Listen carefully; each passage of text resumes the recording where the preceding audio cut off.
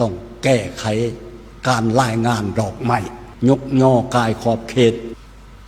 อำนาจการปกครองท้องถิ่นทุกขัน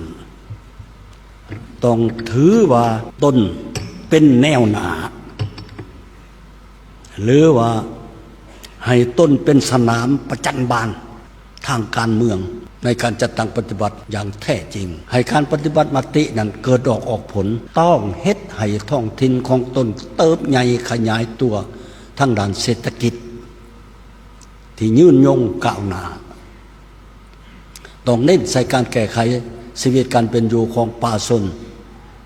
ป้องกันให้ได้บรรดาสิ่งท้าทายต่อเสถียรภาพความมั่นคงของท้องถิ่นและของศาสตร์ยกคุณภาพการบริหารด้านต่างๆให้สูงขึ้นให้นำพาประชาชนพัฒนาชนบทสร้างหากฐานการเมืองให้นักแน่นเอาใจใส่เวียงานป้องกันและปกปักรักษาสิ่งแวดล้อม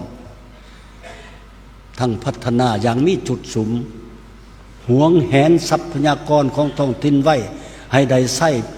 คุ้มค่าและยาวนานเพื่อการพัฒนาและความก้าวหน้าของท้องถิ่น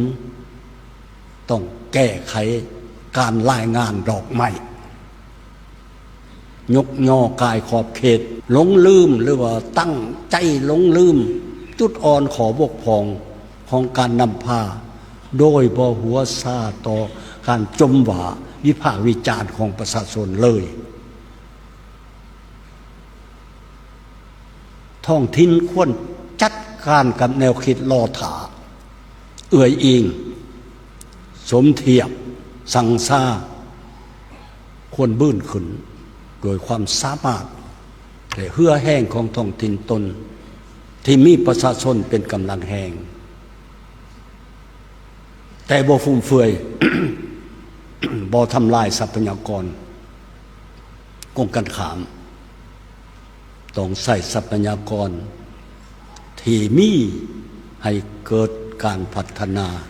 เพื่อผลประโยชน์ของประชาชนและต้องคำนึงถึงการนำใส่ให้ได้ยาวนานในระยะใหม่นี้ความรับผิดชอบของคณะพรรคและอำนาจการปกครองท้องถิ่นต้องได้รับการยกสูงและให้บุริมสิทธิ์ระดับหนึ่ง